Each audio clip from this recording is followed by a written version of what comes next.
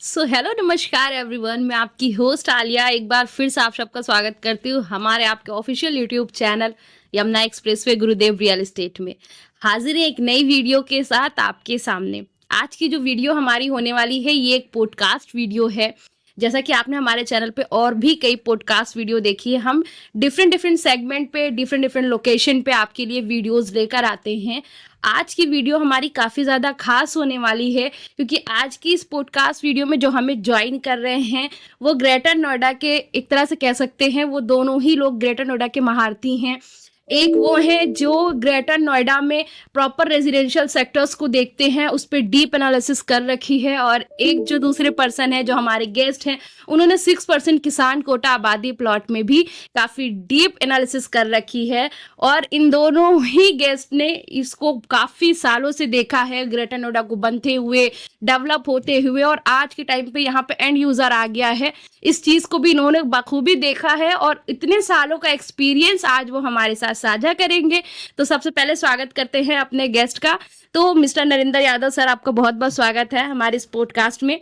Narendra Yadav sir की बात की जाए तो ये ग्रेटर नोएडा के प्रॉपरली सारे रेजिडेंशियल सेगमेंट को देखते हैं और इन्होंने बहुत साल से यहाँ पे इस चीज़ों को डीपली एनालिसिस किया है। बेसिकली वो यहाँ पे रहते भी हैं, इनका रेजिडेंस भी यहाँ पे, इन्होंने सब कुछ अपने निगाहों के सामने देखा किस तरह से चीज़ें बनी और स्टार्ट हुई। आज सर अपना एक्सपीरियंस आप हमारे साथ शेयर करेंगे। और साथ ही साथ दो दूसरे हमारे गेस्ट हैं, वो हैं मिस्टर अमित मंडार जी। सर आपका बहुत स्वागत है हमारे इस पॉडकास्ट में।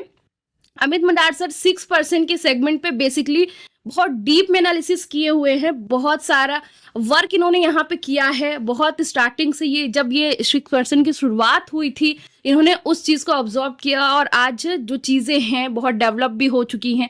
उन सारी चीज़ों को ध्यान से देखते हुए ये अपने एक्सपीरियंस को हमारे साथ इस वीडियो में शेयर करेंगे। तो वीडियो जो हमारी है वो बहुत महत्वपूर्ण इसलिए होने वाली है क्योंकि आज की वीडियो में हम किसी एक पर्टिकुलर सेक्टर की बात नहीं करेंगे, किसी एक पर्टिकुलर लोकेशन की बात नहीं करेंगे। आज की वीडियो में हम डिटेल में होल ग्रेटर नोएडा के ऊपर डिस्कशन करने वाले हैं। ग्रेटर नोएडा के 6% किसान कोटा आबादी प्लॉट जो हमारा आज का मेन टॉपिक होने वाला है वो ये रहेगा। इसकी शुरुआत कहाँ से हुई, ये कहाँ से आया, ये किस किस लोकेशन में है, कहाँ क्या डेवलपमेंट है, साथ ही क्या क्या साइजेस में आप इसमें जा सकते हैं, क्या रेट होने वाला है और इसका फ्यूचर। ये सारे सवाल मैं आज सर के साथ पूछने वाली हूँ और आपको आज इन सारी चीज़ों का डिटेल में जवाब मिलने वाला है। तो ये वीडियो काफ़ी ज़्यादा इंपॉर्टेंट आप सबके लिए होने वाली है। तो मैं स्टार्टिंग में ही कहूँगी कि वीडियो को एंड तक ज़रूर देखिएगा, वीडियो में बने रहिएगा और इसको शेयर भी करिएगा। हम वीडियो को स्टार्ट करते हैं। तो सर आप दोनों ही लोगों का बहुत बहुत स्वागत है अपनी इस वीडियो में, इस पॉडकास्ट में। और आज की पॉडकास्ट से लोगों को, जो हमारे व्यूअर्स हैं, उनको काफ़ी ज़्यादा उम्मीद भी है क्योंकि वो बेसिकली सारी चीज़ें, मतलब एक ही वीडियो में उनको सारा सब कुछ मिलने वाला है 6% किसान कोटा आबादी प्लॉट की डिटेल्स में। तो हम शुरुआत करते हैं सर। जो हमारा फर्स्ट क्वेश्चन है, जो व्यूअर्स का भी है, लगभग हमारे पास लोगों की कॉल आती है, सुना सबने है पर डीपली किसी को नहीं पता कि क्या होता है ये 6% किसान कोटा या फिर सेमी कॉमर्शियल प्लॉट्स जो हम बोलते हैं ग्रेटर नोएडा के अंदर में आज के टाइम पे अवेलेबल है लोगों के लिए। क्या होता है ये, इसकी शुरुआत कहाँ से हुई, बेसिकली इसकी बुनियाद कहाँ से हुई, वहाँ से हम आप दोनों ही लोगों से इस पे डिटेल जानना चाहेंगे। नमस्कार मेरे दोस्तों, मेरा नाम अमित मंडार है। पहले भी हम वीडियो में 6% को लेके आते रहे हैं, लेकिन आज मैम का कुछ अलग क्वेश्चन था तो मैं आप सभी को बता देता हूं कि ये जब हमारे ग्रेटर नोएडा प्राधिकरण का डेवलप हुआ तो ये 1992 के आसपास इसकी स्थापना हुई। उसमें हुआ क्या था कि यहाँ पे जो किसान लोग थे उनका जो एक्वायरमेंट होता था, एक्वायरमेंट के बाद इनको एक ये सेमी कॉमर्शियल प्लॉट दिया जाता है। जैसे फॉर एग्जांपल, अगर किसी किसान की 1000 मीटर का जो अधिग्रहण होता है तो उसको 6% का प्लॉट दिया जाता है। 6% का मतलब 60 मीटर का उसको प्लॉट दिया जाता है। वो अथॉरिटी एक, जैसे हमारे ग्रेटर नोएडा में अल्फा बीटा गामा सेक्टर हैं, उनको डेवलप करके देती है। सेम उन्हीं की तरह इस सेक्टर को भी वो डेवलप करके देती है, जिसमें किसान भाई हमारे ये कि उसमें आप सेमी कॉमर्शियल में होता क्या है, आप इसमें मैडम उसमें आप गेस्ट हाउस चला सकते हैं, एक छोटा मोटा कोई भी कारोबार कर सकते हैं। फॉर एग्जांपल मैं बता दूं कि ये इसकी नीड क्यों थी। इसमें क्या, पहले एक्वायरमेंट लोगों ने अपना करा लिया इजीली, उसके बाद फिर किसानों ने सोचा कि भाई हमारी जमीनें तो सारी चली गई हैं, जी उसके बाद फिर हमारे बच्चे क्या करेंगे, पैसे तो मिल गया लेकिन उनको काम करने के लिए लैंड की भी जरूरत होती है, इंडस्ट्रियल प्लॉट भी। अब इंडस्ट्रियल प्लॉट किसान तो ले नहीं सकता, जी अब उसको जो उसकी लैंड एक्वायर हुई है जी उसके एवज में जो सेमी कॉमर्शियल प्राधिकरण ने दिया है, जी तो वो पहले प्राधिकरण देता नहीं था।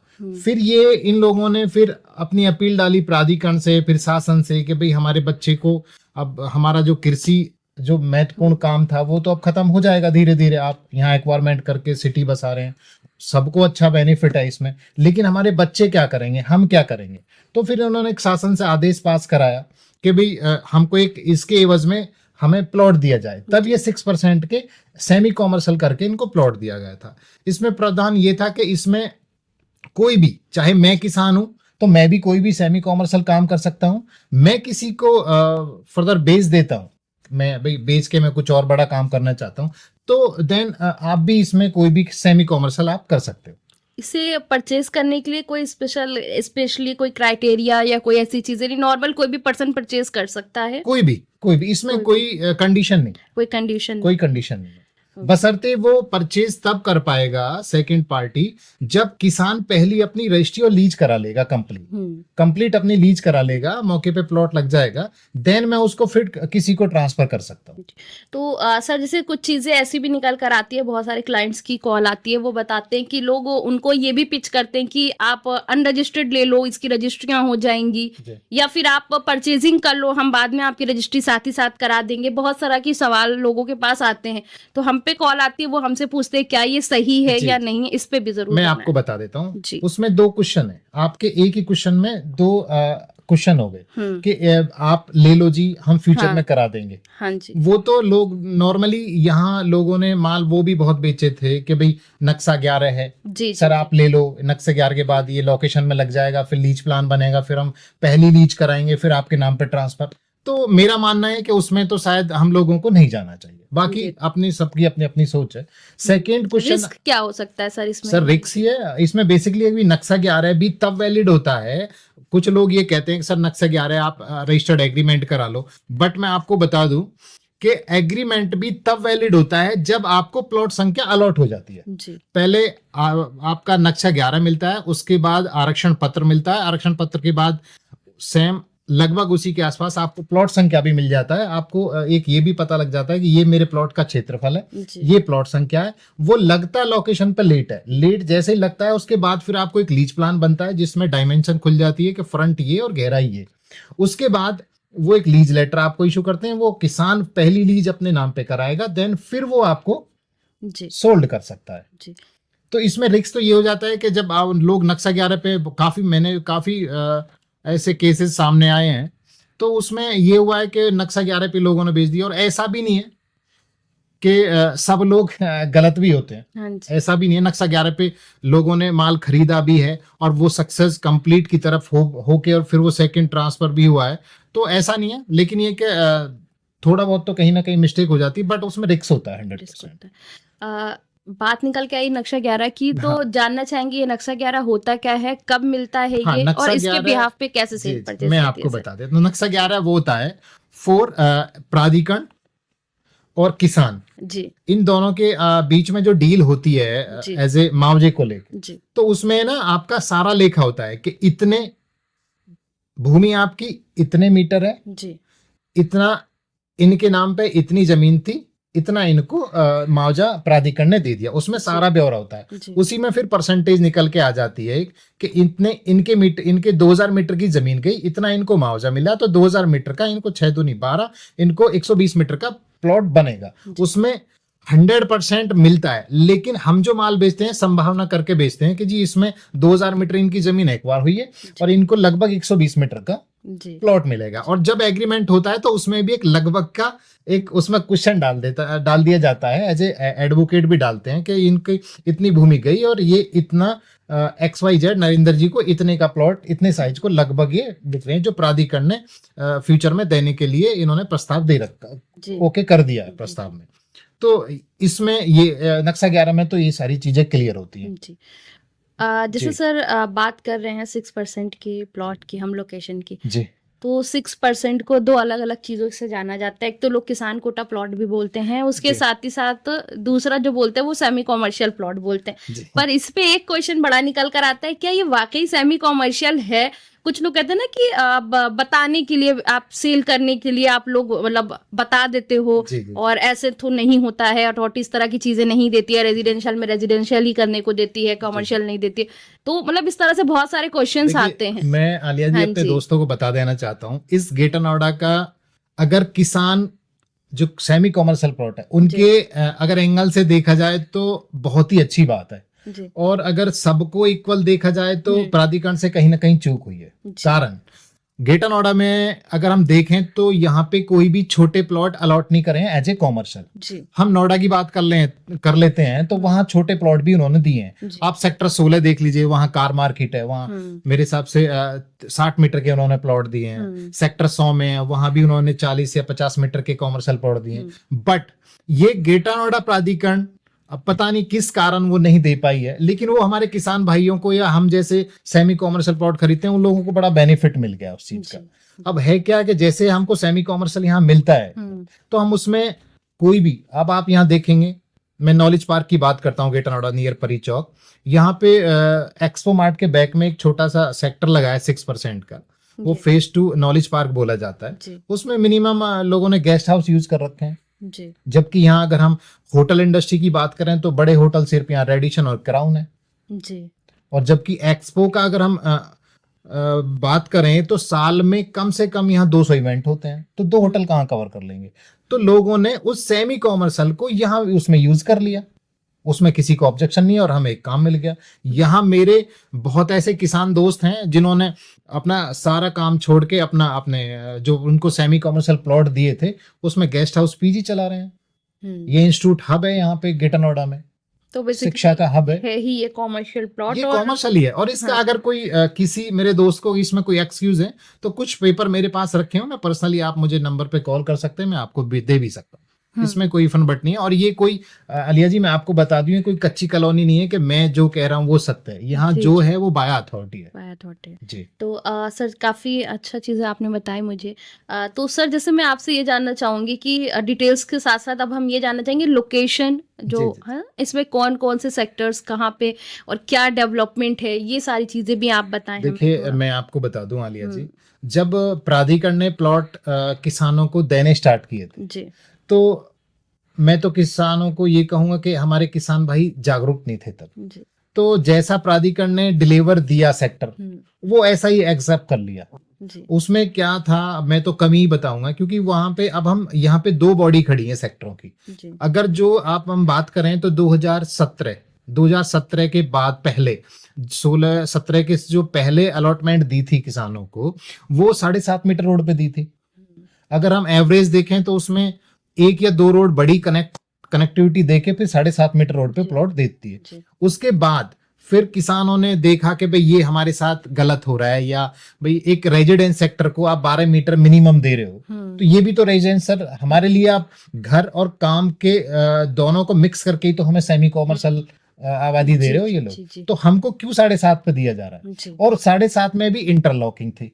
हालांकि अब सारे इंटरलॉकिंग खत्म करके प्राधिकरण ने आरसीसी पूरा कंप्लीट कर दिया है, सीवरेज कंप्लीट कर दिया। मतलब सिर्फ अगर हम रास्ते की बात करें तो वो 7.5 मीटर रह गया है, क्योंकि इसको हम चौड़ा नहीं कर सकते, क्योंकि लीज प्लान बनने के बाद अगर लीज हो जाती है किसी भी सेक्टर में कंप्लीट प्लॉटों की तो फिर उसको हम इधर उधर नहीं छेड़ नहीं सकते। उसके बाद 2016-17 के बाद जितने भी नए प्लॉट लगे हैं या अब फ्यूचर में लगेंगे भी वो नॉर्मली उनके लिए 12 मीटर का प्रावधान है। हाँ जी, और दिया भी है सेक्टर जी। तो इन दोनों में सिर्फ ये फर्क है और कोई फर्क नहीं है। तो बात की जाए सर सेक्टर्स की तो काफी जो मैं जानना चाहूंगी बेसिकली कि सबसे स्टार्टिंग का सेक्टर इसमें कौन सा रहा होगा जिसमें प्राधिकरण ने अलॉटमेंट दी किसानों को और जो डेवलप होना शुरू हुए। जी जी, देखिए मैं आपको बताऊं, अगर हम बात करें तो यहाँ पहले क्या था कि जो जब से हम देख रहे हैं और अब तक पढ़ा है, देखा भी है, पढ़ा भी है, तो यहाँ अलॉटमेंट सबसे पहले तो नॉर्मली देखो, अगर किसी ने ग्रेटर नोएडा में, किसी मेरे भाई ने अगर ग्रेटर नोएडा भी नहीं देखा है तो वो परी चौक को जानता है। तो सबसे पहले नोएडा से जो कनेक्ट किया था वो परी चौक को किया था। तो नॉर्मली उसमें पड़ता है तुगलपुर पड़ता है, रामपुर पड़ता है जो सेक्टर बीटा 1 में आता है, और नवादा पड़ता है जो जेपी ग्रीन्स के उसमें आता है। तो ये इन गांवों की सबसे पहले एक्वायरमेंट हुई थी। तो जैसे तुगलपुर है, तुगलपुर का आप नॉलेज पार्क, तुगलपुर अगर गांव की बात करें तो नॉलेज पार्क 1 में आता है, लेकिन तुगलपुर और एक छोटी सी एज एक मंडैया टाइप की होती थी जगत फॉर्म करके। जो लोग परी चौक को जानते हैं शायद वो मेरे दोस्त जगत फॉर्म को भी जानते होंगे, क्योंकि यहाँ की सबसे पुरानी और सबसे लेटेस्ट वही एक यहाँ कॉमर्शियल थी जी। तो उनके प्लॉट सबसे पहले लगे थे फेज 2 में जी। फिर उसके बाद साकीपुर। लेकिन इन्होंने क्या हुआ कि अलॉटमेंट तो लगभग काफी लंबे टाइम तक हुई, मतलब एक्वायरमेंट तो काफी लंबे टाइम तक हुई, लेकिन प्लॉट देना जब स्टार्ट किया तो काफी एक्वायरमेंट ये कर चुके थे। तो फिर जैसे तुगलपुर का, अमर रामपुर का, कुछ सपीपुर जो नोएडा में लगता है, कुछ उसका भी माजरा इधर लगता था, तो उन लोगों को नॉलेज पार्क 2 में इन्होंने प्लॉट दे दिए। साकीपुर के नजदीक दे दिए, जिसको हम जीटा कहते हैं, इसको हम नॉलेज पार्क के नाम से जानते हैं। नवादा के उन्होंने पीछे ब्रॉन्डी पे दे दिए हैं। तो हर सेक्टर को, गांव को सेक्टर का नाम देके उनको वहीं डेवलप करके दे दिया जी। तो जैसे नरेंद्र सर, आप भी यहाँ पे काफी टाइम से रह रहे हैं, आपने भी चीजों को देखा है, एनालिसिस किया है, तो इससे आपसे जानना चाहेंगे आपके ओपिनियन की डेवलपमेंट के पॉइंट ऑफ व्यू से अगर बात की जाए तो आज के टाइम पे 6% किसान कोटा प्लॉट्स में कौन सी ऐसी लोकेशन है जिससे आप ये प्रेफर कर सकते हैं कि आज के टाइम पे डेवलप्ड है और लोग यहाँ पे एंड यूजर शुरू कर सकते हैं? देखो आलिया जी, यदि 6% की बात आप करते हैं जी, तो आपका जो कासना है जी, इस टाइम सबसे ज़्यादा डेवलप हो चुका है। लोकसर भी काफ़ी हो गया, खानपुर भी है, अभी जो है आपका रायपुर, बांगर वगैरह जो इधर के हैं वो भी काफ़ी डेवलप हो चुके हैं। लेकिन मेन क्या है कि 6% का क्या रहने पर्पज से आप उसको यूज कम करते हैं लोग, उसको मतलब कॉमर्शियल पर्पज से यूज करते हैं, किराए पर्पज से यूज करते हैं। भाई अब उसमें ज़्यादातर लोग क्या कर रहे हैं कि जैसे मान लो 200 मीटर का प्लॉट है, उसमें उन्होंने 4 कमरे बना दिए, उसमें मतलब साथ में ही आपने उन्होंने किचन बना दी, बाथरूम बना दिया, तो एक जो रूम है वो 7,000 रुपये का उठ जाता है। तो यदि ये है कि मान लो एक ही फ्लोर आपको 30,000 रुपये किराया दे देती है, 4 फ्लोर होगी यदि, तो आपको 1,20,000 रुपये के आसपास किराया हो गया। तो लोग जो 6% का जो देखते हैं वो ज्यादातर मतलब कॉमर्शियल पर्पज से ही देखते हैं। काम तो बहुत कम लोग अपना करते हैं, किसान भी बहुत कम कर रहे हैं, लेकिन किसानों को तो असली हकीकत तो ये है कि वो सुविधा तो किसानों को दी गई थी, लेकिन किसान क्या है कि उस चीज को रोक नहीं पाते। वो प्लॉट को जैसी अलॉटमेंट होगा वैसी उसको भुना लेते हैं, वैसी उसको बेच देते हैं, फिर उसको तो जो है जो खरीदते हैं रीसेल में वही उसका आनंद उठा पाते हैं। आज के टाइम पे तो सर बहुत रीसेल में सेल परचेज हो रही है किसान कोटे में, अगर देखी जाए तो। हाँ, तो इसी वजह से जो है क्या है कि मेन जो अब तो ये बिजनेस बन गया कि लोग जो किराए पर्पज से है वो 6% में ही जाते हैं, रेजिडेंशियल पर्पज से तो लोग इसमें नहीं ले पाते हैं। कुछ ऐसे हैं भाई जिनकी मजबूरी है कि जिनका बजट कम है, तो वो लोग जो रेजिडेंशियल पर्पज से ले लेते हैं। उसमें भी आलिया जी उसमें भी कुछ सेक्टर ऐसे हैं जो लोग प्रॉपर रहने के लिए लेते हैं। हाँ, वही मैं फॉर एग्जांपल जैसे अपना चोहड़पुर है जी, सेक्टर 45 पड़ता है जी, लोकसर है जी, बेसिकली कासना लोकसर आमने सामने है, बीच में 60 मीटर का रोड है, लेकिन जो कासना है जी, वो बेसिकली लोगों ने नीचे दुकान ऊपर मकान, मतलब एज एक प्रॉपर 100% कॉमर्शियल में ले गए हैं वो, कि भाई ऊपर एक गेस्ट हाउस बना दिया, क्योंकि बेसिकली कासना और लोकसर ये 3 साइड अगर हम बात करें तो इंडस्ट्री से घिरा हुआ है। और चोड़पुर की हम बात करें, चोड़पुर हमारा पड़ता है सेक्टर 45 में जी। और ये नियर अबाउट 0 पॉइंट जो अपना नोएडा से टू आगरा, तो इसको हम 0 पॉइंट बोलते हैं जी। तो ये 0 पॉइंट से एकदम वॉकिंग डिस्टेंस है, विद इन आप ये मान के लिए 500 से 700 मीटर की दूरी पे। तो जो मेरे दोस्त हैं जो सेक्टर में नहीं अफोर्ड कर पाते हैं, तो वो बेसिकली चोहड़पुर सेक्टर लोकसर, इनका मतलब कुछ सेक्टर ऐसे हैं कि जहां प्रॉपर लोग रहने के लिए ले रहे हैं। बाकी तो देखिए कॉमर्शियल एक्टिविटी करने के लिए आप कहीं भी कर सकते हैं और कहीं भी रह सकते हैं। हाँ, जहाँ पर इंडस्ट्री नहीं है हाँ वहाँ पे जो है लोग रहने के हिसाब से भी ले रहे हैं, क्योंकि यहाँ पे इधर चोड़पुर वगैरह में उधर अभी इंडस्ट्री नहीं है, इस वजह से वहाँ लोग रहने के हिसाब से भी ले रहे हैं ये। और जैसे कि काफी लोग आते हैं एक्सपो मार्ट, जैसा कि अभी आपने बताया काफी ज्यादा यहाँ पे एग्जीबिशंस लगती हैं, तो उस वजह से लोगों की गैदरिंग इधर रहती है। लोग जब आते हैं तो थोड़ा एरिया वगैरह देखते हैं, घूमते हैं, वही गेस्ट हाउस वाली बात आ गई कि लोग ये सारे एरिया भी देखते हैं। तो ये जो सेक्शन है नॉलेज पार्क वाला, क्या इसमें भी सेल परचेज हो सकती है आज के समय में? हाँ, क्यों नहीं, सेल परचेज तो जब इसका 15 लाख रुपए पर मीटर का रेट हो जाएगा मैम, तब भी होगा जी जी। बात क्या है कि सेल परचेज तो मैं कहता हूँ कि जो हमारी हाईएस्ट मोड दिल्ली की जगह है, सेल परचेज तो वहां भी है, जी जी बट जो नॉलेज पार्क है, नॉलेज पार्क को थोड़ा सा इसलिए हम हॉट कह सकते हैं क्योंकि यहाँ पे ना एक तो पूरा जो हमारे ये कहें तो अगर हम यूपी की बात करें, जी देखिए मुझे इलाहाबाद और लखनऊ का तो ज्यादा पता नहीं, लेकिन अगर हम उत्तर प्रदेश में इस कोने की बात करें तो ये शिक्षा हब है नॉलेज पार्क। नॉलेज पार्क 1 और 2 और 3, जी यहाँ इंस्टीट्यूट, ये कंप्लीट इंस्टीट्यूट एरिया है। जी उसी में आपका एक्सपो मार्ट है। जी एक्सपो मार्ट में अगर हम एवरेज देखते हैं तो 365 दिन में से कम यहाँ 200 से 250 दिन का इवेंट होता ही होता है, जी क्योंकि दिल्ली को केंद्र गवर्नमेंट ने ये बोला है कि सबसे नजदीक हमारे पास ग्रेटर नोएडा है।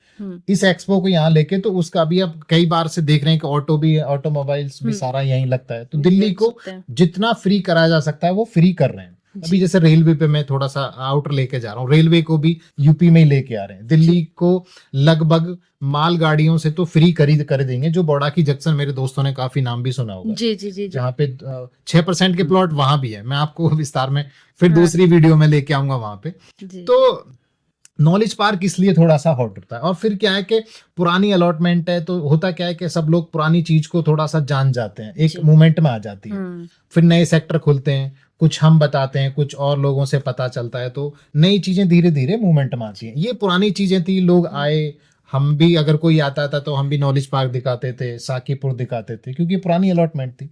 फिर जब यहाँ पे एक रोजगार का पौधा खड़ा हुआ तो आदमी आसपास ही देखता है कि मुझे इस पौधे के नीचे छाया मिल जाए, तो नॉलेज पार्क का 6% छाया थी। तो लोगों ने वहां पे अपना बहुत ज्यादा, मतलब ये मानो कि वहां रेजिडेंस तो नहीं है, 2% है। कुछ हमारे सरदार लॉबी के थे, उनका बहुत बड़ा लैंड बैंक था, तो उन्होंने अपने बड़े प्लॉटों में तो अपने घर बना लिए। बाकी सब लोगों ने तो यहाँ एज ए गेस्ट हाउस और पीजी में यूज कर लिया, जिसमें कि वो पीजी बनना भी बहुत जरूरी थी। इस बात से प्राधिकरण भी बहुत खुश है कि जो प्राधिकरण ने यहाँ हमें इमारत बना के दी है एज ए एक्सपो की और मोटर रेस की, तो जो हमारे अतिथि आते हैं हम उनको कहाँ रोकेंगे। अगर ये गेस्ट हाउस की फैसिलिटी ना मिले तो उसमें सबको बेनिफिट है, हमारे गेस्ट का भी, अतिथि हमको अच्छा अतिथि, हम उसको एज ए बहुत अच्छा दे रहे हैं, प्रेजेंट कर रहे हैं रहने के लिए। वरना होता क्या था, स्टार्टिंग के हमने 1-2 इवेंट देखे थे कि लोग दिल्ली सुबह आते थे, अपना यहाँ रुकते थे, देख अपना काम करते थे एक्सपो में, फिर दिल्ली मूव करते थे, गाजियाबाद, नोएडा। लेकिन आज मैं कहता हूँ 90% लोग यहीं गेस्ट हाउस में, होटल में स्टे करते हैं। गेस्ट हाउस से ये बेनिफिट हो गया, ये बेनिफिट। तो इसलिए नॉलेज पार्क थोड़ा सा, अगर हम रेट की बात करें तो बहुत हाइक है जी। एक सर बहुत इंपॉर्टेंट क्वेश्चन ये निकल कर आता है इन साइड डिटेल्स के बीच में, अगर हम साइजेस पे जाते हैं 6% किसान कोटे के प्लॉट में, तो स्टार्टिंग एक जो पर्सन हमें देख रहे हैं वो हमें नहीं पता वो किस बजट के आसपास बैठे हुए हैं या फिर वो किस साइज में जा सकते हैं। हमें तो कोई भी देख रहा है तो हर किसी के मन में आ सकता है कि काफी अट्रैक्टिव चीजें, इस पे जाना चाहिए। तो अगर वो इस तरीके की सोच रखते हैं तो वो किस साइज में जा सकते हैं, शुरुआत क्या है और मैक्सिमम कहाँ तक की परचेजिंग इसमें हो सकती है साइजेस में अगर बात की जाए? मैं आपको बता दूं जी, मेरे नाम पे मैं एक बड़ा लॉजिकल आपको चीज बता रहा हूं कि मेरे नाम पे अगर 100 बीघा भी जमीन है जी, और उसके एवज में मुझे प्लॉट फॉर एग्जांपल 5000 मीटर मिलता है, तो वो मुझे नहीं मिलेगा जी। एक गाइडलाइंस थी प्राधिकरण की कि आप किसी भी एक किसान को, बड़े से बड़े काश्तकार को 2500 मीटर से प्लस हम प्लॉट नहीं देंगे। अगर उसकी जमीन 3000 मीटर के प्लॉट के उसमें आ रही है दायरे में, तो उसको 3000 प्लॉट नहीं मिलता था। उसको एक गाइडलाइंस दे दी कि किसी भी बड़े से बड़े काश्तकार को एक नाम पे हम 2500 मीटर से ज्यादा हम प्लॉट नहीं देंगे जी। उसके बाद फिर साइज आता है, फिर मेरे जैसे भी किसान है, आप जैसे भी किसान है, ये बड़े किसान, आप छोटे किसान में और मिडिल क्लास का किसान, तो जिसका जैसा एक्वायरमेंट हुआ और जो उसका रेवेन्यू उसके प्लॉट का बना वो उसको दिया गया। जैसे देखिए प्लॉट तो लोगों को 60 मीटर भी दिए गए, लेकिन वो बहुत कम किसान थे। अगर हम बात करें तो फिर 100, अगर मिनिमम साइज की बात करें, एक स्टैंडर्ड साइज 120 मीटर से स्टार्ट हो जाता है जी, जी। उसके बाद 120 से फिर आप 130 भी ले सकते हैं, 150, 200, फिर हम 2500 मीटर तक हम किसी भी साइज में हम जा सकते हैं और किसी भी सेक्टर में जा सकते हैं या मे बी बहुत सेक्टर ऐसे हैं कि बड़े प्लॉट हैं, हर में बड़े प्लॉट है और छोटे भी मिल जाते हैं। अब अगर हम बात करें रेट की, आपने अभी रेट की बात करा, तो एक अगर मैं ऑलमोस्ट अगर हम ग्रेटर नोएडा की बात कर लेते हैं तो मिनिमम 120 मीटर की जो स्टार्टिंग होती है वो 65,000 रुपए से लेके और 70,000 रुपए से स्टार्टिंग होके फिर वो 1.5, 2, 3 लाख रुपए तक भी चली पर मीटर में भी हाँ जी। जाती है। जैसे अगर अब 3 लाख, अब आप सर मेरे दोस्त सारे सोच रहे हैं कि कहाँ 65 और कहाँ 3 लाख रुपए। अब जैसे अभी हम नॉलेज पार्क की बात करते हैं एक्सपो, जी तो ये 3 लाख रुपए के आसपास का माल बिकता है। इसी का दूसरा इकोटेक 10 है, सिरसा आपने सुना होगा, जो ईस्टर्न पेरिफेरल है, वो ग्रेटर नोएडा को एंट्री एग्जिट देता है। हमारे दिल्ली के कुछ हरियाणा के दोस्त उसको केएमपी बोलते हैं। जी तो जो ग्रेटर नोएडा को एंट्री और एग्जिट दे रहा है वो सिरसा इकोटेक 10 हम उसको बोलते हैं। जी तो वहां पे एंट्री एग्जिट के चक्कर में वहां भी मिनिमम अगर हम 120 मीटर के और 150 मीटर की बात करें तो वहां भी 1.5 लाख रुपए के आसपास माल बिकता है। जी जी बाकी फिर कुछ आलिया जी ऐसे होते हैं कि कुछ बड़े रोड पे लगे हुए हैं, कुछ 24 मीटर पे लगा है, कोई 18 मीटर पे लगा है। फिर लोकेशन के डिफरेंट लोकेशन और सेक्टर्स हाँ, में sector पे, उन सब location पे डिफरेंस depend हो करता है। जाता है। हाँ जी, हाँ जी। जी रेट का ओके। सर जैसे ये साइजेस देखिए, मैं ज्यादा डीप में, मैं सिर्फ मोटा मोटी एक आपसे कॉन्सेप्ट ले रही हूँ जी, जी। आपसे और सर से, क्योंकि मैं बहुत डीप में इसलिए नहीं पूछ रही क्योंकि ये बहुत बड़ी चीजें आपको ही पता है, बहुत पूरा शहर ही एक तरह से कह जी, सकते हाँ जी, हैं। जी, जी। तो हम इसमें एक एक वीडियो में आपको भी ये चीज बताऊंगी कि हम प्रॉपर एक एक सेक्टर पे वीडियो लेकर आएंगे ताकि आपको वहां की सारी अपडेट दे जी, सके जी, कि क्या साइज है, क्या रेट है और क्या डेवलपमेंट है उस पर्टिकुलर सेक्टर की। बट आज जो हम बात कर रहे हैं वो ओवरऑल पे बात कर रहे हैं। तो ओवरऑल पे जैसे हम बात कर रहे हैं तो इनमें क्या प्रोसेस ऑफ परचेजिंग हो सकती है, हम किस प्रकार से परचेज कर सकते हैं, ये चीजें भी आप थोड़ा हमें देखिए, हिंट दें। जी बड़ा जी इजी है। काफी मेरे दोस्तों ने और भी यहाँ प्रॉपर्टी ले रखी है, और जिन जी, लोगों ने नहीं ली है मैं उनके लिए बता दूं, यहाँ जो सर्किल रेट होता है उसका 5% का तो स्टाम्प लगता है। जी जो टोटल वाइट वैल्यू बैठती है उसकी एक रजिस्ट्रार फीस होती है, वो उसकी एक रसीद कटती है। जी और जो ट्रांसफर चार्ज होता है वो 925 रुपए पर मीटर के आसपास का ट्रांसफर चार्ज होता है। मैं इसमें आपको बता दूं, जो लोग ग्रेटर नोएडा पहले परचेज कर चुके हैं उनको तो लगभग सब पता है। पहले इसमें होता क्या है कि हम लगभग जब चीज को लेने बैठते हैं तो उसमें एक एग्रीमेंट साइन होता है। एग्रीमेंट में ये होता है कि इतने का प्लॉट आपका, ये इतना हो गया, ये आपका वाइट वैल्यू हो गया। जैसे हम वाइट वैल्यू का 50% हम दे देते हैं टोटल डील का, जैसे हम 50% के आसपास गिव एंड टेक कर लेते हैं तो एक टीएम आता है जो प्राधिकरण ने अपने ऑथराइज बैंकों को दे रखा है। वहां से हम एक टीएम परचेज करते हैं। टीएम पे दोनों पार्टियां साइन करती हैं, फोटो लगते हैं, सिग्नेचर होते हैं, बैंक अटेस्टेड सारा काम होता है। वो देन अथॉरिटी में जमा हो जाता है, जो हमारे लोअर काम कराते हैं। अथॉरिटी में फिर वो जो सेलर होता है वो आपके नाम पे वेरिफिकेशन करने जाता है कि मैं for Amit Kumar son of ये मेरे भूखंड संख्या ये, जिसका क्षेत्रफल ये है, मैं XYZ को ट्रांसफर करने की अनुमति देता हूँ, मुझे इसमें कोई ऑब्जेक्शन नहीं। तो जो हमारे वहाँ अधिकारी बैठे हैं उनके सामने उनका फोटो वोटो खिंचता है तो बहुत ही पुख्ता काम होके फिर वो ट्रांसफर में चला जाता है। उसका with in working day 10 days के आसपास आपको टीएम मिल जाता है। टीएम के बाद जो टीएम नंबर होता है उस बेस पे फिर आपकी रजिस्ट्री होती है। जो हमारा टोटल डील का सर्किल रेट का वाइट वैल्यू बनता है उसका 5% का हम स्टाम्प परचेज कर लेते हैं। स्टाम्प परचेज करने के बाद 2% का फिर हमारे एक रजिस्ट्रार फीस जाती है जी। उसके बाद आपकी पार्टी आती है, आपको जो बैलेंस पार्ट होता है वो आप उसको बैलेंस पार्ट क्लियर करेंगे, वो आपको रजिस्ट्री अपनी जो पुरानी फाइल्स है वो हैंड ओवर करेगा और देन रजिस्ट्री होके मिठाई का डिब्बा हमको मिल जाता है। बाकी इससे ज्यादा अगर आप डीप में जानना चाहते हैं कि किस प्रकार से आप प्रॉपरली सेल परचेज कर सकते हैं तो आगे स्क्रीन पे नंबर आपको दिख ही रहा है, आप उस पर कांटेक्ट भी कर सकते हैं। सर मेरा एक क्वेश्चन आपसे नरेंद्र सर ये निकल कर आता है कि आप हमें ये बताएं कि जैसे कि हम किसान कोटे पे तो बात कर ही रहे हैं, पर एक माइंड में सवाल आ जाता है कि किसान कोटा या अथॉरिटी का प्रॉपर रेजिडेंशियल सेक्टर, डिफरेंसेस क्या है दोनों में और कौन किसमें जाना चाहिए, किसको कौन जा सकता है किसमें? आलिया जी, डिफरेंसेस तो सबसे बड़ा तो ये है कि रोडों का अंतर है। हाँ। यहाँ मिनिमम 9 मीटर रोड है जो पार्क के साथ है, और आपका नॉर्मल 12 मीटर रोड होती है, 18 मीटर रोड भी है, 45 मीटर रोड भी है, 24 मीटर रोड भी है, 60 मीटर रोड भी है, जो रेजिडेंशियल है प्रॉपर सेक्टर। जो ये है आपका 6% वाले, इनमें जो है यहाँ पे ग्रेटर नोएडा में जैसे 7.5 मीटर है, 9 मीटर है, मैक्सिमम 12 मीटर है जी। और ग्रीन बेल्ट के बाद इन्होंने फिर उसमें मतलब बड़ी रोड दी है, 24 मीटर दिए या 18 मीटर दिए। मतलब किसानों को एक तरह से क्लोज करके रखा है, मतलब 2017 से पहले हाँ क्लोज करके रखा है। तो मतलब क्या है कि रोड बहुत छोटी है, हाँ। रोड उस हिसाब से बहुत छोटी है। दूसरा क्या है कि ये जो भी होते हैं 6% के प्लॉट, ये जो गांव होते हैं उन गांवों के आसपास लगाते हैं। जिस गांव जैसे मान लो कासना है, कासना के पास में ही इसको लगाया जाएगा। 6% के प्लॉट होते हैं। जो सेक्टर के प्लॉट होते हैं वो अलग होते हैं। कोई गांव एक दो आ जाते हैं, लेकिन जो है उनको कोशिश करती है अथॉरिटी कि भाई उनको गांव से थोड़ा बिल्कुल दूर रखा separate जाए। कर। हाँ, क्योंकि आदमी आया तो हर कोई गांव से ही है। हाँ। ये तो मतलब ये मानो कि आदमी की जो सच्चाई है उसको आदमी झुकलाता Accept है, नहीं करता, बिल्कुल। एक्सेप्ट नहीं करता है, लेकिन वो जब शहर में आ जाता है तो गांव से दूर भागता है। बिल्कुल। तो अब भी हमारे पास भी कॉल आती है, वो बोलते हैं, बोला कि जो है यार गांव के पास तो नहीं है। हाँ। हम उनसे बोलते हुए मैंने जी गांव से तो हम आए, आप आए, सब आए। बोला बेशक आए, लेकिन गांव के पास नहीं होना चाहिए। तो थोड़ा सा क्या है कि डिफरेंस ये है, जी। लेकिन बेनिफिट रेजिडेंशियल से कहीं ज्यादा है। हम्म। यदि आप बेनिफिट देखें तो 6% का बेनिफिट रेजिडेंशियल से कहीं ज्यादा। आप घर भी बना सकते हैं उसमें, अपने कोई कुछ खोलना चाहता है, कोई दुकान शॉप खोलना चाहता है, या मान लो कोई किराए के लिए बनाना चाहता है, तो उसके हिसाब से बेस्ट है। और ये दिया भी इसलिए गया था किसानों के लिए कि भाई, क्योंकि किसान के बच्चे देखो जब जमीन चली जाती, किसान बच्चा क्या करेगा? यदि नौकरी नहीं लगा तो बच्चा जमीन तो बोएगा नहीं, जमीन तो यूज करेगा नहीं।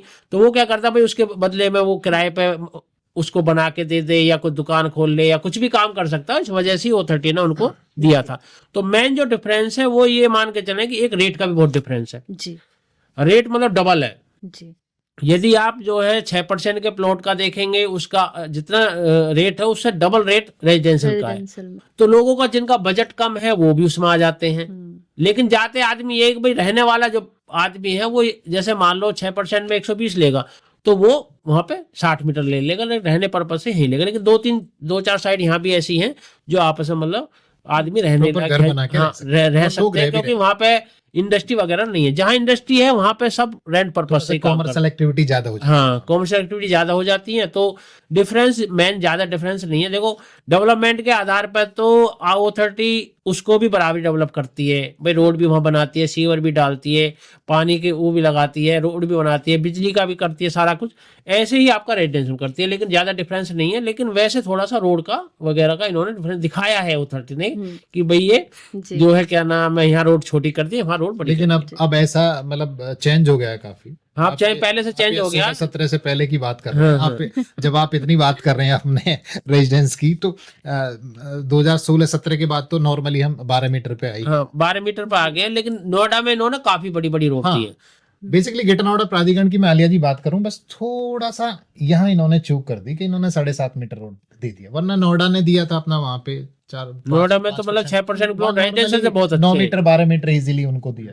जबकि चलो जो है अच्छा है, मैं तो यही कहूँ। सर एक जैसे सवाल इसमें ये निकल कर आता है कि जैसे किसी ने छोटे प्लॉट परचेज कर लिए, फॉर एग्जांपल के लिए कि किसी ने परचेजिंग करी 90-80 मीटर 100 मीटर के भी प्लॉट्स मिल जाते हैं, किसी ने खरीद लिया, तो क्या वो भी इसमें कॉमर्शियल एक्टिविटी कर सकता है? और बना किस तरीके से सकता है?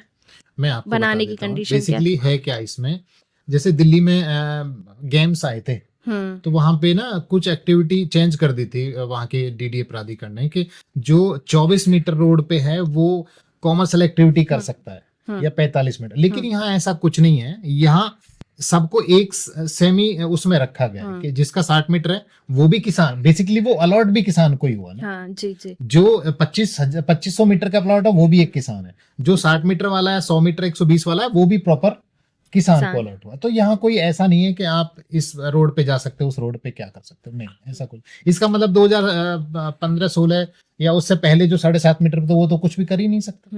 लेकिन ऐसा कुछ है नहीं। किसान तो सब बराबर ही वो है। बराबर। अथॉरिटी के लिए, सरकार के लिए किसान तो बड़ा छोटा हो या बड़ा हो, सभी बराबर काम कर सकते कोई हैं। एक्टिविटी में कोई किसी भी साइज में, प्लॉट साइज में वो काम कर सकते हैं। बेसिकली कॉमर्शियल होता क्या है आलिया जी के, जैसे छोटा प्लॉट है नॉर्मली, फिर छोटे प्लॉट में अगर वो खुद नहीं रहता तो सोचता है कि 2 कमरे बना दो, मैं लीज पे इसको दे दूं। लेकिन जब जहां बड़ा प्लॉट आ जाता है तो वहां ना लोगों की फिर कई थिंक ओपन हो जाती है कि मैं इधर मैं नीचे रह भी लेता हूँ, ऊपर ये कर लेता हूँ। गेस्ट हाउस टाइप भी बना देता है। ये लगता है कि कहीं छोटा प्लॉट वाला क्यों नहीं कर रहा। वो कमर्शियल इसलिए नहीं कर पाता 90% कि वो उसमें रहे या कमर्शियल एक्टिविटी करे।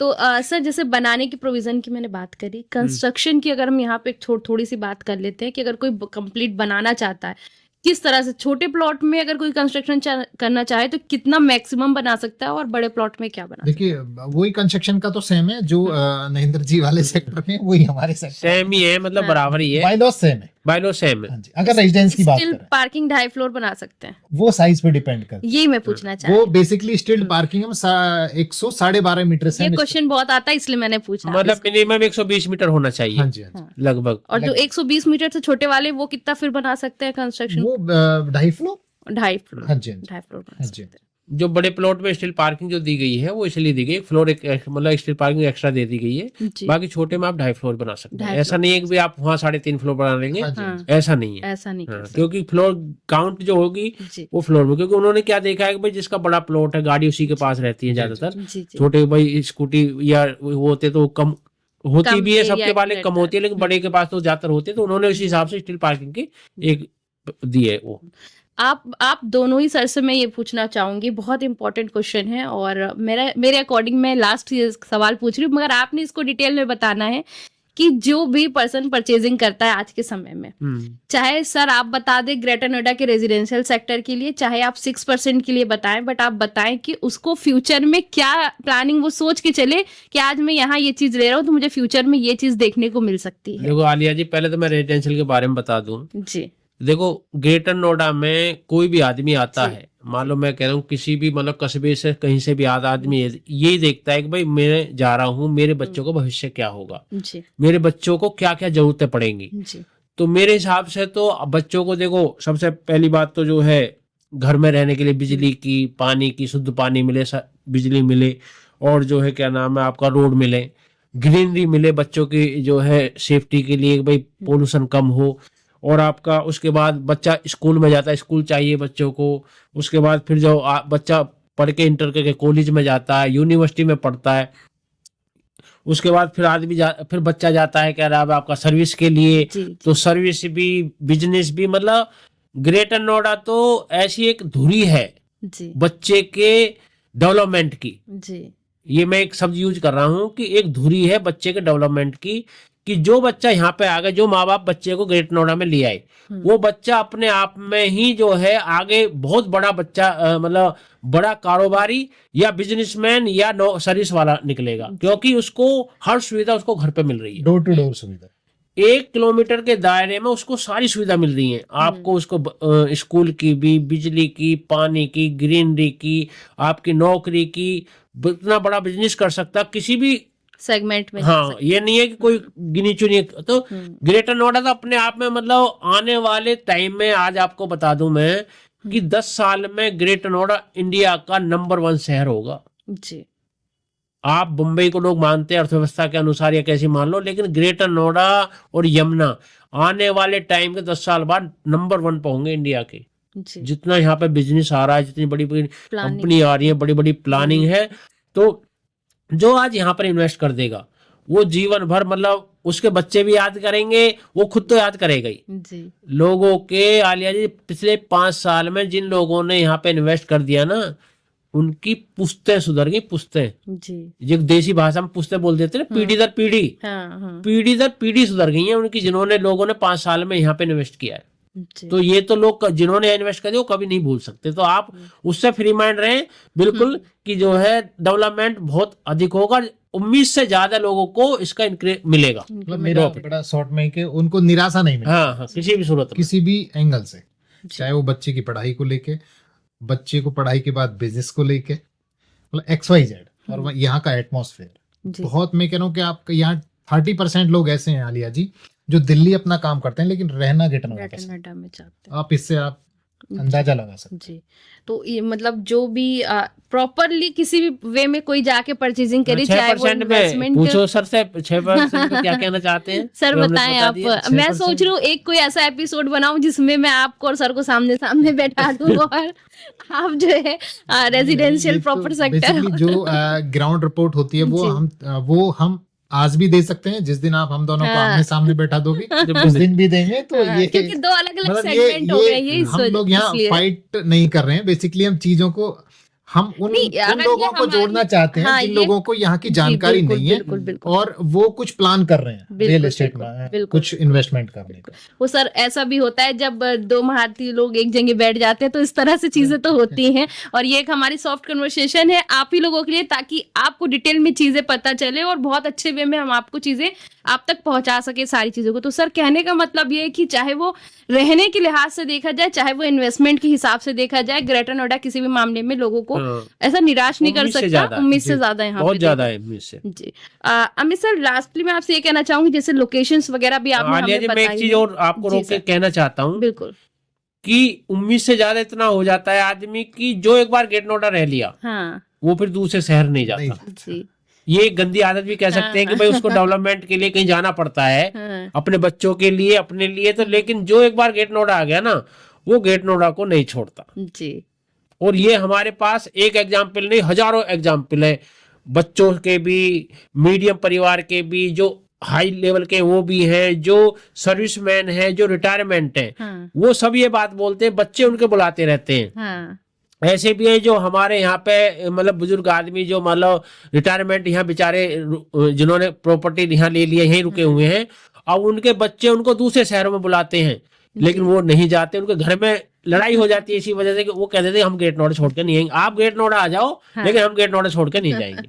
नहीं सर, है एनवायरनमेंट इसका बहुत हेल्दी है, इसलिए हाँ, लोग हाँ। थोड़ा और प्रेफर करते हैं यहाँ पे बच्चे, रहना। हमारे जो बच्चे हैं या हमारे सब यार दोस्तों के बच्चे, वो ये कहते हैं कि हमारी लड़की की शादी करनी है तो भी गेट नोएडा का लड़का चाहिए उनको, हाँ। यदि लड़का तो उसे लड़की गेट नोएडा की चाहिए, वो चाहते हैं कि हम यहीं रहें। जी तो जी। इतना मतलब अभी से अभी तो कुछ भी नहीं, अभी आप 10 साल बाद देखना कि 10 साल बाद ये क्या हो जाएगा। बिल्कुल सर, बिल्कुल।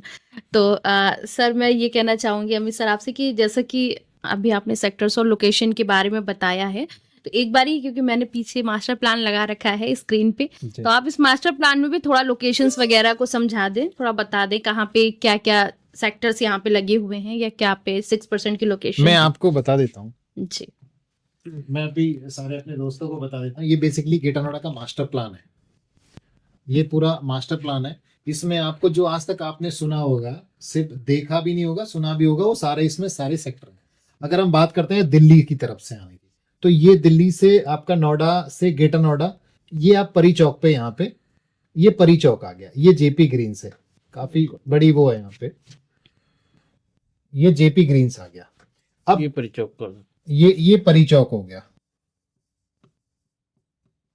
ये परी चौक आ गया, ये जेपी ग्रीन्स है। ये बेसिकली जो ग्रेटर नोएडा अभी नहीं आया है ना आलिया जी, जी सर। वो परी चौक को जानता है। बिल्कुल। तो मैं बता दें, ये परी चौक है, ये फिर यहाँ से सेक्टर इसका खुलता है, ये परी चौक है। ये अपना, ये अगर मैं बता दूं, 0 पॉइंट का भी मैंने अपनी जिक्र किया था वीडियो में, वो 0 पॉइंट ये है, यहाँ से हम आगरा चले जाते हैं, जी। ये बेसिकली आगरा। अगर हम 0 पॉइंट की बात करें तो 35 किलोमीटर के अंदर अंदर हमें एयरपोर्ट मिल जाता है, जो जेवर एयरपोर्ट है हमारा। जी। तो अगर हम बात करें, अगर हम पूरे मास्टर प्लान की बात करें, तो हम 15 किलोमीटर के बाद यमुना का सेक्टर स्टार्ट हो जाते हैं, और यमुना में ही एयरपोर्ट आ जाता है। तो ये, अब मैं बात करूं नॉलेज पार्क की, हम बात करते हैं तो नॉलेज पार्क ये आ गया आपका, ये नॉलेज पार्क आ रखा है। जो मैं अभी बात कर रहा था, बहुत कॉस्टली है, जिसमें गेस्ट हाउस वगैरह जो आप 3 लाख रुपए वाली बात कर जो, रहे हाँ जी हाँ जी, हैं। जी जी। एक सेक्टर यहाँ जाता है। हम्म। फिर चौड़पुर का मैं जिक्र कर रहा था कि एक्सवे से ये आपका 0 पॉइंट, ये परी चौक, और ये चौड़पुर, जिसको चाई फाई का मैंने नाम दिया था, जहां पे लोग ये कह रहे हैं कि 80% लोगों ने अपने रहने के लिए घर बना रखे हैं। वो चाई फाई आपका यहाँ, अच्छा, ये है वो चौड़पुर यहाँ जाता है। हम्म। कासने का आपने जिक्र किया, वो यहाँ, ये लोकसर हो गया, हम्म। ये कासना हो गया, ये साइड 5 इंडस्ट्री हो। अब आप ये देखिए ना, जो मैं अभी आपको बात कर रहा था लोकसर की और चौड़पुर की, लोकसर की और कासना की, ये जितना भी आप सेक्टर देखिए, ये वाला, ये सारा इंडस्ट्री का हब है। और उसके बीचों बीच ये जो आप ये रेड कलर देख रहे हैं, यहाँ 6% के प्लॉट लगे हुए हैं। फिर देन हम आ जाते हैं ईस्टर्न पेरिफेरल पे, जो मैं कह रहा था कि जो नॉलेज पार्क के बाद फिर और कॉस्ट, थोड़ा सा कॉस्ट कम हो जाती है। ये ईस्टर्न पेरिफेरल है, जिसको दिल्ली वाले दोस्त मेरे KMP भी बोलते हैं। तो यहाँ ग्रेटर नोएडा ने एंट्री एग्जिट दिया है, मतलब आप इधर से आ रहे हैं तो ग्रेटर नोएडा, आप यहाँ से आ रहे हैं, ये अपना कुंडली मानेसर ये कुंडली मानेसर चला जाता है, ये अपना करनाल रोड चला जाता है। तो ये ग्रेटर नोएडा, पूरे ग्रेटर नोएडा को अगर हम ईस्टर्न पेरिफेरल से देखते हैं तो वो यहाँ जुड़ता है। तो अभी जी एक चीज और भी, तो अभी मैंने सुनी है कि यमुना एक्सप्रेस और इसको भी जोड़ा जा रहा है एक साथ, वो कहाँ पर पड़ेगा? और ये 130 मीटर रोड है जो नोएडा एक्सटेंशन से है। नहीं, जो आपको पेरिफेरल और यमुना एक्सप्रेस को जोड़ा जा रहा है आपस में। हाँ, वो कहाँ बेसिकली वो मैं आपको दूसरे वीडियो में दूंगा, क्योंकि यहाँ पे सिर्फ ग्रेटर नोएडा का नक्शा मर्ज है हमारे पास। वो जब यमुना और वो ग्रेटर लगभग यहाँ पड़ेगा। हाँ, वो लगभग यहाँ पे आएगा, हम्म। क्योंकि यहाँ तो अभी ग्रेटर नोएडा का पैच चल रहा है, यहाँ के यहाँ लगभग यहाँ पे आएगा वो। ये ना पेरिफेरल, ये पेरिफेरल एक्सप्रेस है, बेसिकली हमारा फिर वो घट जाता है ना, तो इसलिए इस दिशा में आ जाएगा ना। तो ये मैं आपको बता, बाकी ये बेसिकली अब नोएडा, ये अपना, मैं अब यहाँ से आ जाता हूँ, ये अपना ओमिक्रॉन हो गया। बेसिकली सेक्टर तो आप जो आपको रेड रेड दिख रहा है ना, ये सारे 6% के सेक्टर हैं। बाकी इधर हम आ जाते हैं, ये नोएडा एक्सटेंशन बोलते हैं एज ए बिल्डर लैंग्वेज। बाकी ये ग्रेटर नोएडा का एक्सटेंशन नहीं है, ग्रेटर नोएडा वेस्ट। ये ग्रेटर नोएडा वेस्ट बोला जाता है। ये हमारी ग्रेटर नोएडा प्राधिकरण का पूरा सेक्टर है। ये इधर इकोटेक 10 आ जाता है, इंडस्ट्री एरिया। ये जितना आप देखो 16, 19, 22, ये सारा इंडस्ट्री एरिया जाता है। यहाँ आपको खोदना और काफी गांव इधर फिर आ जाते हैं। ये बेसिकली ये अपना गाजियाबाद और नोएडा से कनेक्ट है। प्राइम लोकेशन ये भी बहुत अच्छी है। तो देन जैसे हम अभी, मैं आपको सभी अपने दोस्तों को बता देता हूँ, लगभग मैंने मास्टर प्लान पे आपको समथिंग कुछ बता दिया है। बाकी हम हर सेक्टर को लेके हर वीडियो में एक सेक्टर को लेके एक वीडियो हम आपको बनाएंगे, जो आपको जीरो, मतलब एक जीरो ग्राउंड की रिपोर्ट आपको हम हर सेक्टर की देते रहेंगे, जो उसमें फैसिलिटी है, बारीकी विद वीडियो के साथ के इस टाइम इस सेक्टर की ये कंप्लीट जीरो रिपोर्ट है। आपको क्या बना है, क्या नहीं बना है, कितने लोग यहाँ पहुंच गए, क्या लोग अभी इसमें करना चाह रहे हैं, तो वो हम आपको डिटेल बाय डिटेल हर सेक्टर की आपको हम नेक्स्ट वीडियो में देते रहेंगे। तो मेरे ख्याल से मैंने काफी सारी चीजें व्यूवर्स की कंप्लीट की है, जो उनके क्वेश्चंस निकल के आते हैं, हमने यहाँ पे डिस्कशन किया है। जी मैडम। और मैं इस वीडियो को यहीं पे एंड करती हूँ, क्योंकि काफी ज्यादा वीडियो लॉन्ग होती जा रही है। हम नेक्स्ट वीडियो में इस तरह से साथ फिर से बैठेंगे। आप इस वीडियो में कमेंट बॉक्स के थ्रू अपने क्वेश्चंस को रेज करिएगा, जो आप हमसे पूछना चाहते हैं, जो आप सर लोगों के ओपिनियन चाहते हैं, या जिस टॉपिक पे आप वीडियो चाहते हैं, वो आप हमसे कमेंट बॉक्स में पूछ सकते हैं। बाकी सर आप अपने साइड से कुछ और भी लोगों को सजेस्ट करना चाहेंगे जो आपको सुन रहे हैं, देख रहे हैं? देखिए, मैं तो यही कहना चाहूंगा आलिया जी कि आज टाइम बहुत अच्छा है प्रॉपर्टी परचेज करने का। जी, तो आए और अच्छे टाइम का फायदा लें। बिल्कुल। ग्रेटर नोएडा के लिए हमारे बॉस बैठे हैं, बाकी 6% के लिए एक छोटा सा भाई आपका बैठा है, बाकी ऑल डिटेल के लिए हमारी मास्टर आलिया बैठी है। Thank you sir. तो इस तरह से, बाकी आनंद सर आप भी कुछ कहना चाहेंगे? हाँ, मैं तो अपने व्यूवर्स और आपको सब्सक्राइबर से यही बोलना चाहता हूँ कि हमें आप अपने मैसेज के द्वारा या कैसे भी आप नई नई चीज़ें हमें बताएंगे तो हम उस पर काम करते रहेंगे। लेकिन आपको बताना जरूरी है, क्योंकि ऐसा नहीं है कि भाई आपने वीडियो देख ली, वीडियो देख के काम खत्म, अपना अपलोड खरीदना है। आप हमें वीडियो के बारे में भी बताते रहिए कि भाई हम कैसे कैसे आगे बढ़ें, कुछ अच्छा ही, हाँ, कुछ हम नहीं कर पा रहे हैं उसके नई चीजें लेके आए, क्योंकि जब तक आप नहीं बताओगे हम नई नई चीजें लेके नहीं आएंगे। तो हमारे साथ आपसे यही है, जैसे हम आपके अपने मतलब परिवार के लिए रात दिन एक कर रहे हैं, नई नई टीम बैठा के काम कर रहे हैं, हमें आपसे भी ये उम्मीद है कि हमसे भी आप उतना ही प्यार बनाए रखें, और जिससे हमारा चैनल भी आगे बढ़ता रहे। बिल्कुल। तो आपके फीडबैक बहुत इंपॉर्टेंट है हमारे लिए, क्योंकि आप फीडबैक देंगे तो हम उस पर वर्क करेंगे, उसको इम्प्लीमेंट करेंगे जैसा कि आप चाहते हैं उस वे में। तो कमेंट सेक्शन में ये चीज़ें ज़रूर बताया करें। बाकी हमारी वीडियो अच्छी लगती है तो वीडियो को लाइक करिए, शेयर करिए और हमारे चैनल को सब्सक्राइब ज़रूर से करिए। किसी भी तरह की क्वेरी, क्वेश्चंस निकल के आते हैं तो स्क्रीन में सारे नंबर मेंशन है, आप किसी से भी हमें कांटेक्ट कर सकते हैं। किसी भी तरह के क्वेश्चन के लिए आप डायरेक्ट कॉल कर सकते हैं। बाकी वीडियो को यहीं पे करते हैं, मिलेंगे नई वीडियो में नए टॉपिक के साथ। Thank you so much.